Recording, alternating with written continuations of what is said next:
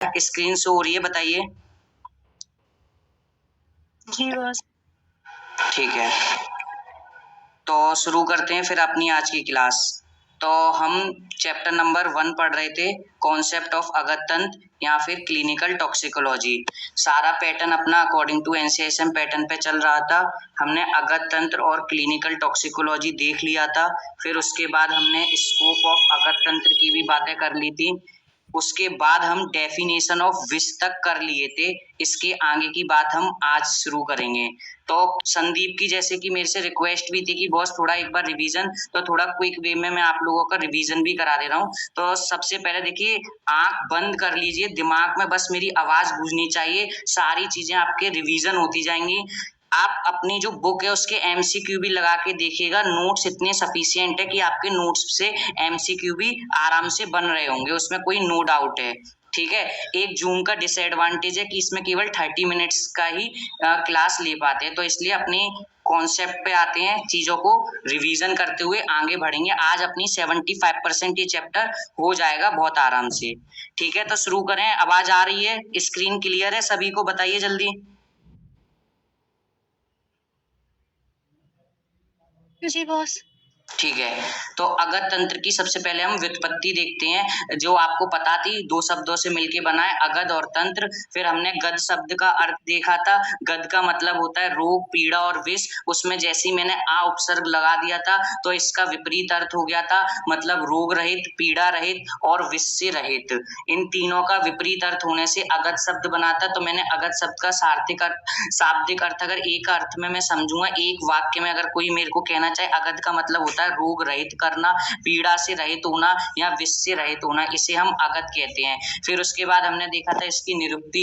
अगत शब्द, अगत तंत्र की निरुक्ति क्या थी? तो 2 तरीके से हुई थी, नास्ति गदो यस और नास्ति गदो यस्मात्। तंत्र शब्द का क्या अर्थ होता है? त्रायते शरीरम अनेनिति तंत्रम, जिसके द्वारा शरीर की रक्षा की जाती है उसे हम तंत्र कहते हैं। ये हमने इधर तक अपनी बात पढ़ ली थी। फिर मैंने आपको डेफिनेशन याद करने के लिए बोला था कि अगर आपको श्लोक याद हो जाए तो बहुत बढ़िया है, वरना हिंदी में तो मैंने आपको बता ही दिया है कि इसमें 3 पॉइंट है। तो डेफिनेशन क्या कहती है? अगध तंत्र नाम सर्प, कीट, लूता, मूषक आदि दंष्ट विष व्यंजनार्थ विविध विष संयोगो उपशमनार्थम चा। देखिए, थोड़ा मैं स्पीड इसलिए पकड़ रहा हूँ, ये रिवीजन वाला पोर्शन है, आप लोग बस सुनते जाइए, जो नए हैं वो कोरिलेट कर लेंगे थोड़ा बहुत। तो देखिए, आचार्य सुश्रुत ने बहुत सिंपल डेफिनेशन दी है, कह रहे हैं अगध तंत्र हम उस सब्जेक्ट को, उस तंत्र को या उस शास्त्र को हम अगध तंत्र कहेंगे जिसमें सर्प, कीट, लूता, मूषक, स्नेक, इंसेक्ट, स्पाइडर और माउस, रैट, कोई भी अगर दंष्ट कर लेता है, मतलब काट लेता है या डस लेता है, तो उससे क्या लक्षण उत्पन्न होते हैं? पहली चीज, लक्षण क्या उत्पन्न हो रहे हैं, जो इसमें हमें ये पता चले कितने प्रकार का विष होता है और फिर उसका कैसे उपशमन होता है। इन 3 बातों का जिस शास्त्र में अध्ययन किया जाता है और ज्ञान किया जाता है उसे हम क्या कहते हैं? अगत तंत्र कहते हैं। फिर मैंने पहली क्लास से लगातार आपको समझाया है कि कैसे एनसीआईएसएम ने जो सिलेबस है वो डिजाइन किया है। सबसे पहले आयुर्वेदा वाला पार्ट, फिर मॉडर्न वाला पार्ट। तो अभी मैंने आयुर्वेद के अनुसार अगत तंत्र समझ लिया, अब इसका मॉडर्न पार्ट। मॉडर्न की जो डेफिनेशन है वो सेम आयुर्वेद का ही वर्जन है। तो टॉक्सिकोलॉजी क्या है? इज अ साइंस है which deals with the property, action, toxicity, fatal dose, fatal period, detection and their treatment. इस सब का जहां हम ज्ञान करते हैं उसको हम टॉक्सिकोलॉजी कहते हैं। फिर क्लिनिकल टॉक्सिकोलॉजी क्या था? कि क्लिनिकल ट्रायल, अगर किसी की बॉडी में कोई पॉइजन गया है तो उसका क्या शॉर्ट टर्म इफेक्ट रहेगा और क्या लॉन्ग टर्म इफेक्ट रहेगा उसके एक्सपोजर का, इस सब का जहां पे हम अध्ययन करते हैं उसे हमने क्लिनिकल टॉक्सिकोलॉजी कहा था। इस तरीके से हमारा जो पहला टॉपिक था वो हमने समझ लिया था। फिर कुछ स्पेशल पॉइंट आए थे, आज आप लोग गलती मत करिएगा। बताइए, जो मैंने कल दोबारा क्वेश्चन पूछा था लास्ट क्लास में, अगर आप लोगों को ध्यान से सुनिएगा कि मैं क्या पूछ रहा हूं। बताइए, आचार्य बागवट ने अगध तंत्र को अष्टांग आयुर्वेद में किस स्थान पे रखा है? बताइए आज। छठे स्थान। बहुत बढ़िया। याद रखिएगा, चरक ने चौथे स्थान पे, भागवत और सुश्रुत ने छठे स्थान पे रखा है। ये वाली बात याद रखिएगा। और ये इसके महत्व को दिखाता है कि जो हमारा अगध तंत्र है उसका वर्णन अष्टांग आयुर्वेद में आचार्य चरक, सुश्रुत, भागवत मतलब बृहत्तरी तीनों में ही किया गया है। फिर हमें क्या याद रखना था, सुश्रुत संहिता के कौन से स्थान में, कल्प स्थान में, और भागवत ने उत्तर, चाहे वो कोई सा भी हो, अष्टांग हृदय हो या संग्रह हो, उत्तर स्थान में किया है, और भाव प्रकाश ने चिकित्सा स्थान में। ये बातें हम देख चुके थे। चरक ने क्या कहा है, अगध तंत्र को विषगर वैरोधिक प्रशमनम तंत्र इस नाम से बुलाया है। सुश्रुत ने अगध तंत्र से बुलाया है, और भागवत ने इसे दंष्ट्रा चिकित्सा कहा है। कई बार एमसीक्यू में पूछा जाता है, वाइवा में भी, कि आचार्य भागवत के अनुसार अगध तंत्र का क्या नामकरण है, तो आपको बताना है दंष्ट्रा चिकित्सा।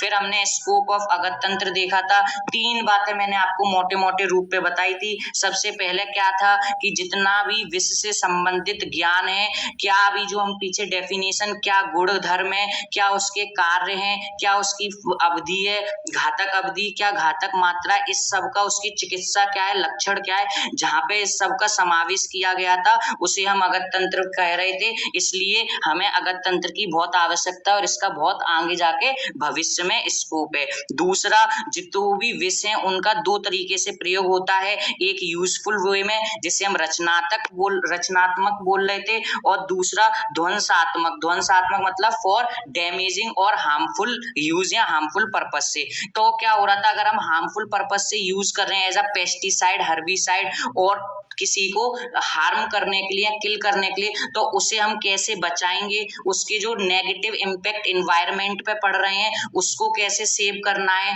कैसे रिड्यूस करना है, इस सब का ज्ञान कहाँ पे होगा, हमें अगध तंत्र के थ्रू होगा। इसलिए ये आगे चल के भविष्य में दिन प्रतिदिन क्या हो रहा है, स्कोप हमारा अगध तंत्र का बढ़ता जा रहा है। इसी के बाद हमारा तीसरा टॉपिक आ जाता है अकॉर्डिंग टू एनसीएसएम सिलेबस कि विष क्या है। अभी मैंने विष तंत्र जाना, आयुर्वेद के अनुसार, मॉडर्न के अनुसार, स्कोप में 3 पॉइंट जाने थे। अब मैं विष शब्द के बारे में देखूंगा, फिर इसका मॉडर्न पॉइजन की डेफिनेशन देखेंगे। ये सारी चीजें हो गई हैं, रिवीजन चल रहा है, इसलिए थोड़ा मैं स्पीड में करा रहा हूँ। तो विष शब्द का व्युत्पत्ति अगर कोई आपसे पूछे तो एक बात में क्या बोल देना है, व्याप्त होना, फैलना या घेरना। एक याद कर लीजिए कि पूरे शरीर में बहुत जल्दी से क्या करता है, फैल जाता है, तो इसलिए इसका ये व्युत्पत्ति होती है। निरुक्ति कल मैंने एक्सप्लेन किया था लास्ट क्लास में, विषाद जनत्वात् विषम इति अभिधीयते, मतलब जिसके द्वारा विषादता उत्पन्न होती है या विषाक्तता उत्पन्न होती है उसे हम अगध कहते हैं, सॉरी उसे हम विष कहते हैं। जिसके द्वारा विषादता उत्पन्न हो उसे विष कहते हैं। अब विषादता क्या है, वो सब्सटेंस या वो कोई भी क्रिया या वो कोई भी रिएक्शन जिसके द्वारा जो आपका साम्य है, साम्य अवस्था है, किसकी साम्य अवस्था, दोषों की, धातुओं की, मल मूत्र की, वो दूषित हो जाए या विकृत हो जाए तो उसे हम विषादता या विषाक्तता कहते हैं। तो विषाद जनत्वात् विषम इति अभिधीयते, ये इसकी निरुक्ति हो गई। फिर हमने देखा था इसकी परिभाषा।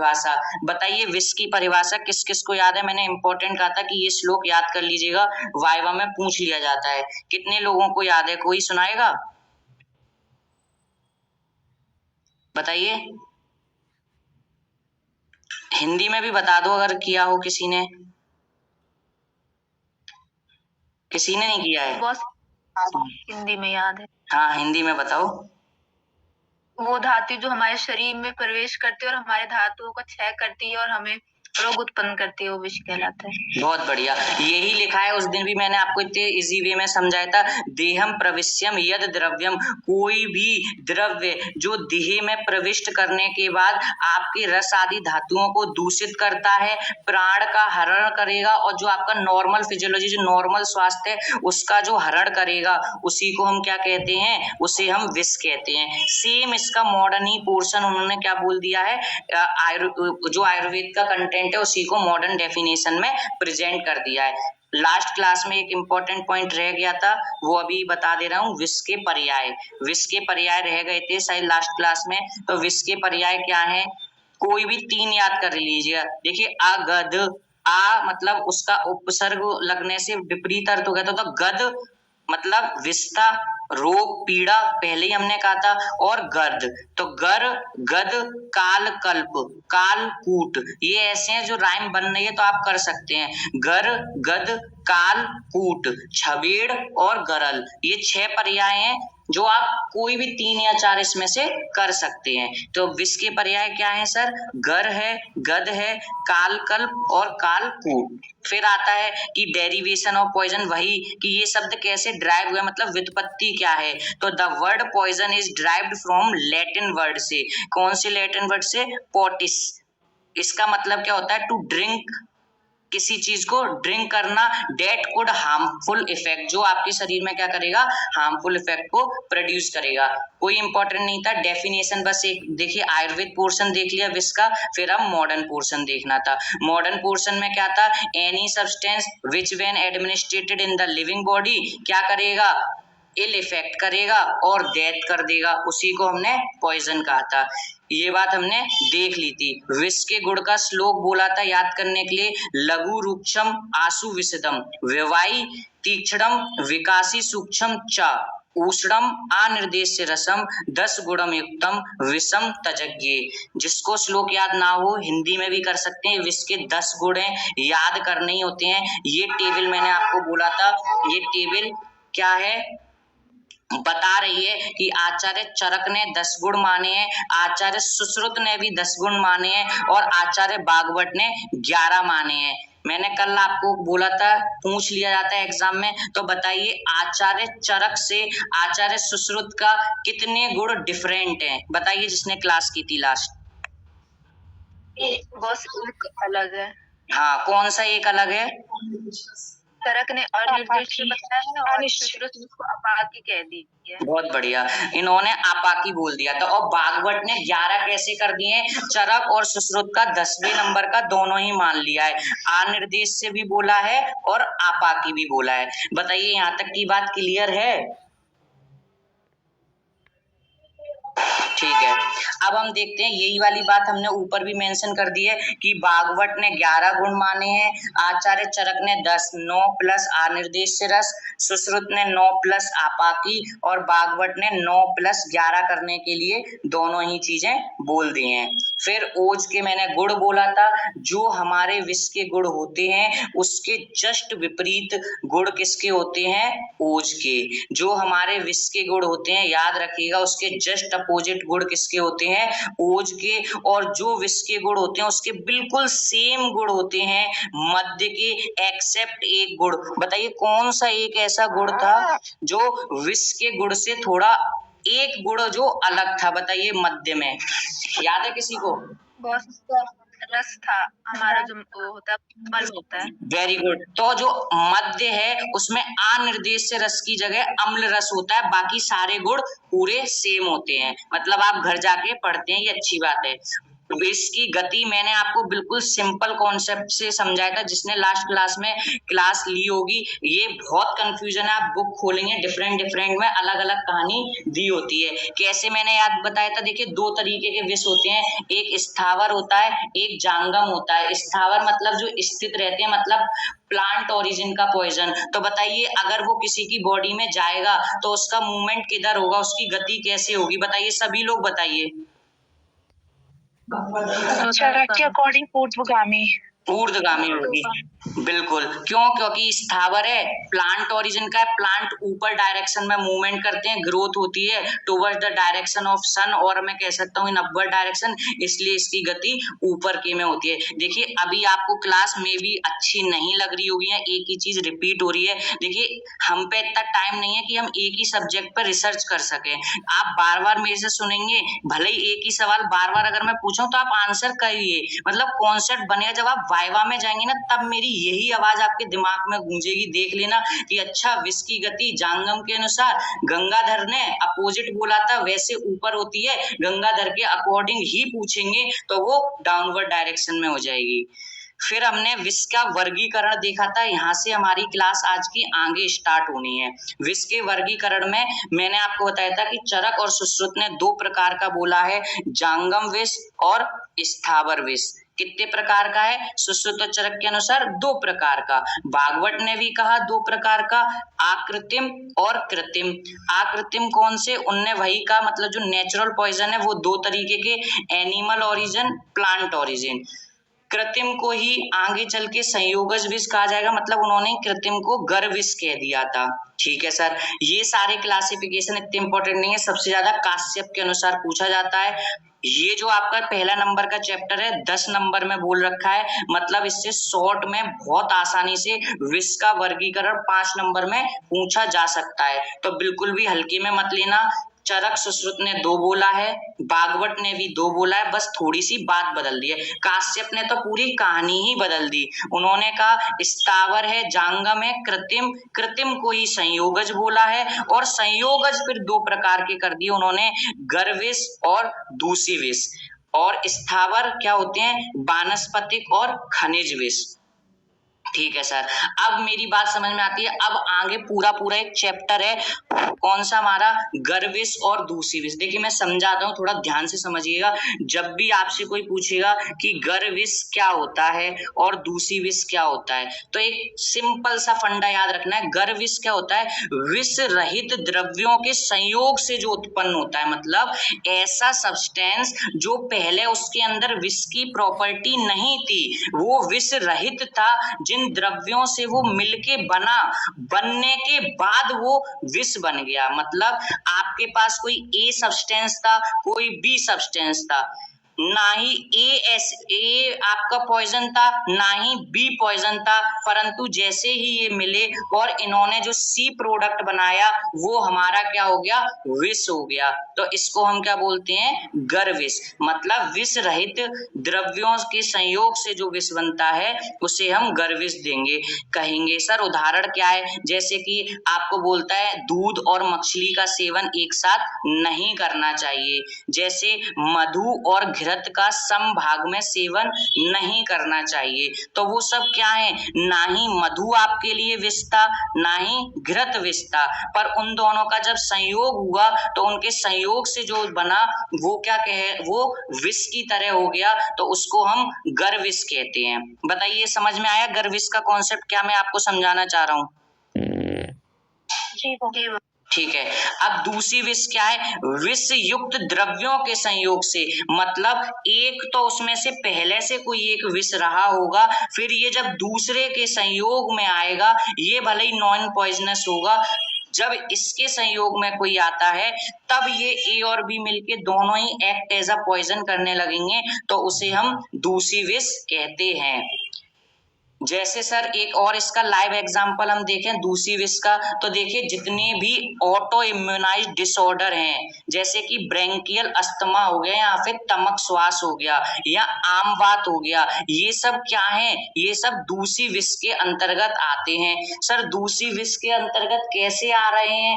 जो आम बन रहा है, ठीक है, जो आम बन गया है, जो शुद्ध आपका जो आहार रस से जो प्रथम धातु रस धातु बन रही थी, मंद आग्नि की वजह से जब ये आम रस जो प्रथम धातु रस जो बनी थी उससे मिलके पूरे सर्व शरीर में आम रूपी, जैसे आपके जॉइंट्स में जाके आमवात क्रिएट करेगा और झांझा त्रियकगामी होके अलसक दंड अंसक एक्सेट्रा एक्सेट्रा करेगा। मतलब वो कब आएगा? जब उसको फेवरेबल कंडीशन मिलेगी। ऐसी ब्रोंकियल अस्थमा हो गया जब कोई एलर्जन होगा, ठीक है, जब वो आपकी बॉडी में प्रवेश करेगा उसके बाद वो आपके शरीर को दूषित करेगा, जब उसे फेवरेबल कंडीशन मिलेगी।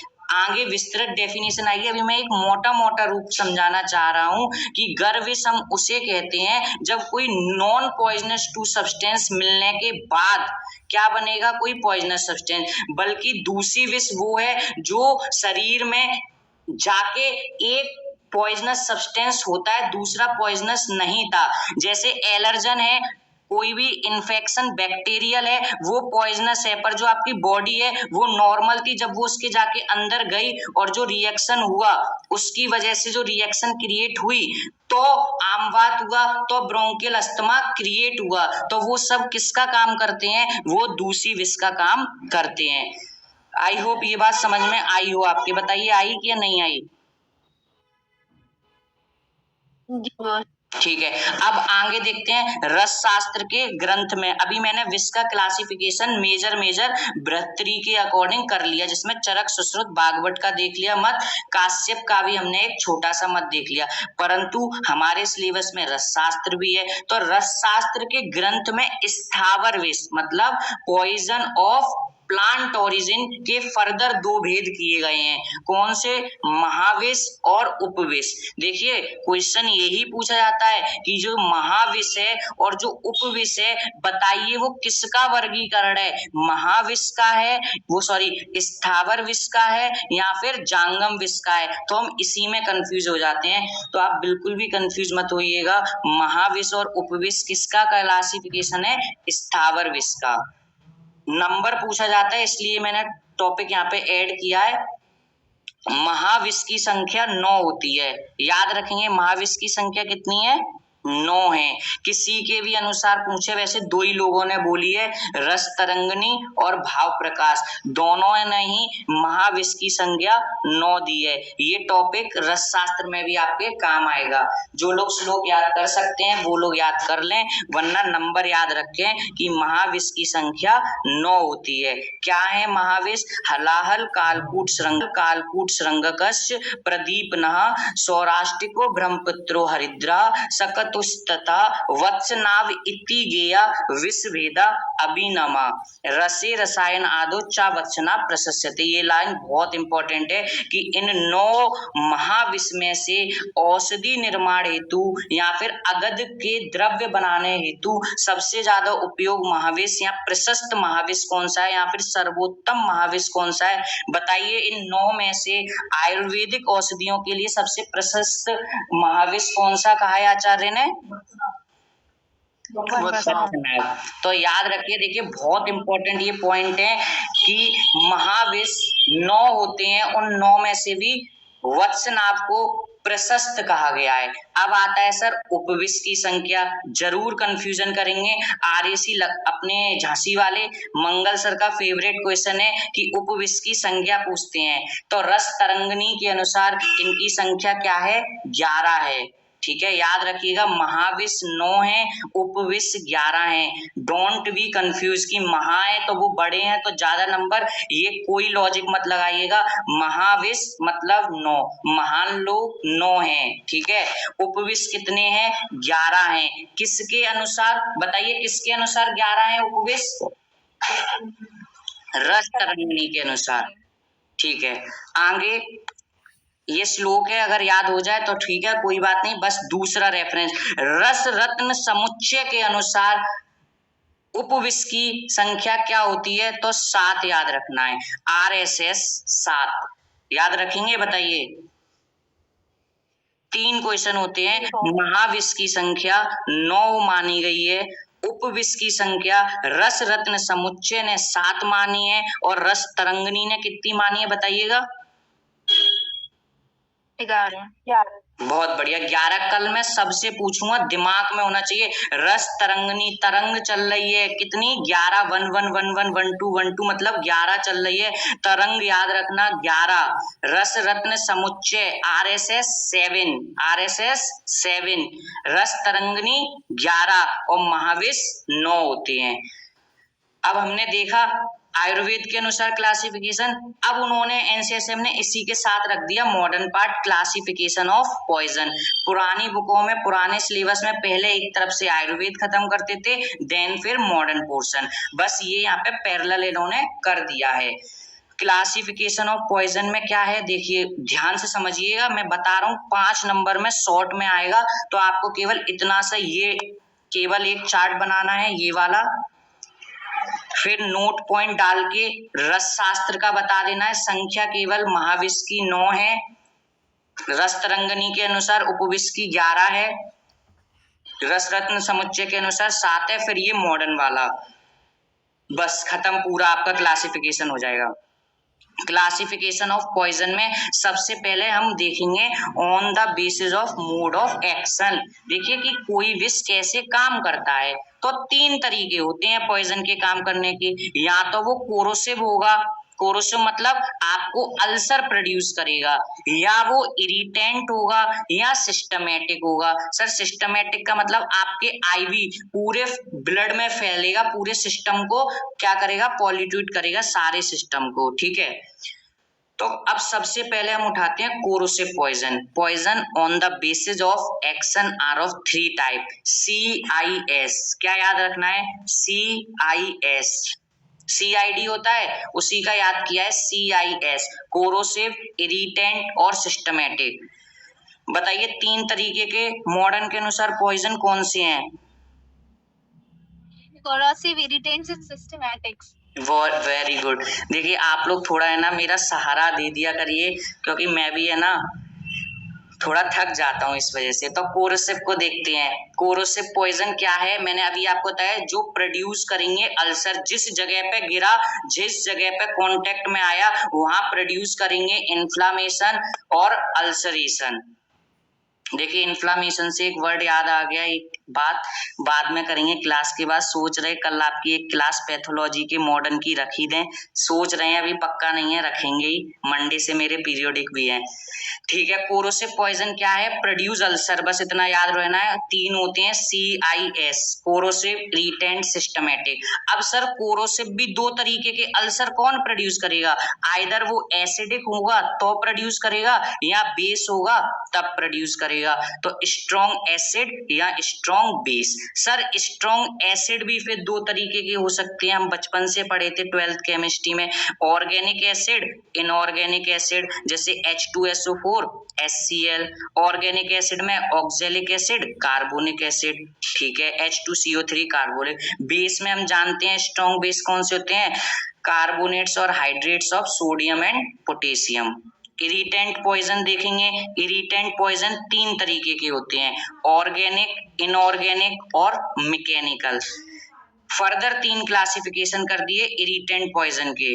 देखिए 30 मिनट मतलब अभी थोड़ी देर बाद अपनी ये क्लास कट जाएगी, फिर मैं दोबारा लिंक भेजूंगा, उससे ज्वाइन करिएगा, नेक्स्ट तुरंत ज्वाइन कर लीजिएगा, फिर आधे घंटे करके आज इस चैप्टर का मोस्टली पोर्शन कवर करके फिर हम इसे आज पैक करने की कोशिश करेंगे, थोड़ा सा बचेगा, और लास्ट कल एक और क्लास ले लेंगे, मतलब जब भी होगी उसमें पूरा चैप्टर आपका रिवीजन के साथ एक बार खत्म करा दूंगा।